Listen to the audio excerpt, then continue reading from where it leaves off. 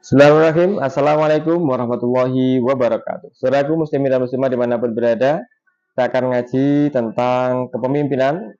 Ini hadis-hadis dari Rasulullah Muhammad SAW yang membahas tentang bagaimana seorang pemimpin ini bisa menjadi pemimpin yang adil, menjadi pemimpin yang amanah, menjadi pemimpin yang tangguh, menjadi pemimpin yang tanggap, menjadi pemimpin yang tanggun, menjadi pemimpin yang diharapkan oleh rakyat yang dipimpinnya.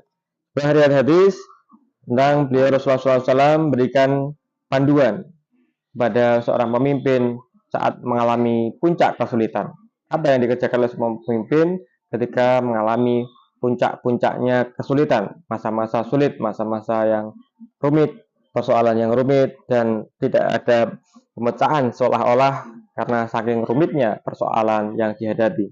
Bahwa hadis an Ibnu Abbas radhiyallahu anhu qala kana Nabi sallallahu alaihi wasallam yad'u 'indal karbi yaqul la ilaha illallahul azimul halim la ilaha illallahu rabbus samawati wal ardi wa rabbul arsyil azim.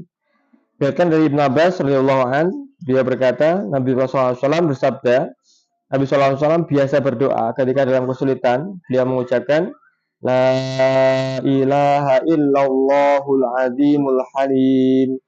Tiada Tuhan selain Allah yang maha agung dan maha penyantun. La ilaha illallah rabbus samawati wal ardi wa rabbul arsyil azim. Tiada Tuhan selain Allah maha agung, maha penyantun. Tiada Tuhan selain Allah, Tuhan langit dan bumi serta Tuhan ars yang agung.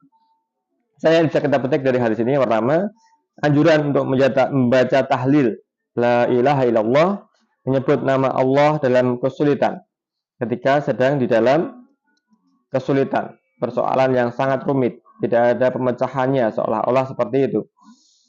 Kita dianjurkan untuk bertahlil la ilaha illallah. Bagi kita tidak mungkin, tapi bagi Allah ini sangatlah mudah. Ingatlah Allah dalam setiap keadaan, susah maupun senang. Percayalah bahwa setiap kesulitan pasti ada kemudahan. Dan percayalah bahwa rahmat Allah itu begitu luas. Yang kedua, ketersambungan hati dan akal kita, akal pikiran kita, dan perbuatan dengan kehendak Sang Maha Kasih Sayang Allah Subhanahu wa Ta'ala. Jadi, dengan berzikir, membaca tahlil itu sebenarnya kita menyambungkan hati kita, pikiran kita, gerak langkah kita kepada Allah Subhanahu wa Ta'ala sebagai Tuhan yang kita sembah satu-satunya, tidak ada Tuhan selain Allah.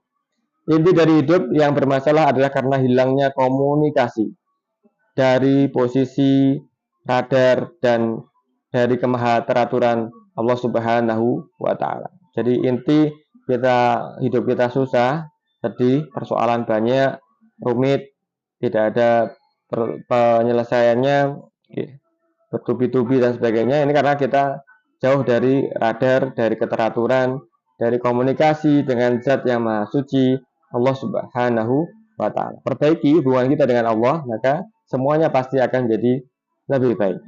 Yang ketiga, sedetik saja kita lepas dari pandangan kasih sayang jagaan Allah Subhanahu wa Ta'ala, maka kita akan berada di dalam kondisi yang amat sangat berbahaya.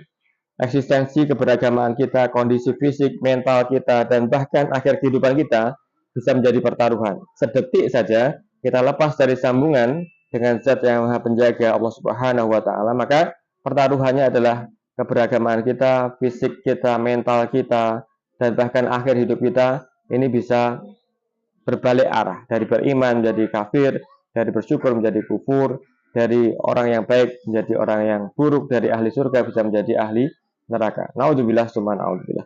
Apabila akan berakhir baik atau akhir buruk, apakah hidup kita akan berakhir baik atau berakhir buruk? Wallahu alam. Maka kita harus senantiasa berzikir. Ad-dunya mal'unatun illa at-ta'allum wa dzikir. Dunia ini sebenarnya adalah dilaknati oleh Allah Subhanahu wa Ta'ala kecuali kita belajar dan berzikir.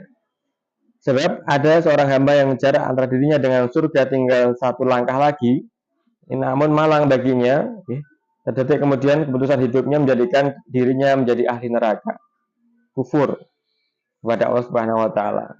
Mengatakan bahwasanya ada Tuhan selain Allah Subhanahu wa taala. Yang keempat, solusi yang diharapkan dari situasi kritis yang menghadang, bukan solusi yang tiba-tiba dan terkesan sebagai sebuah keajaiban, melainkan solusi yang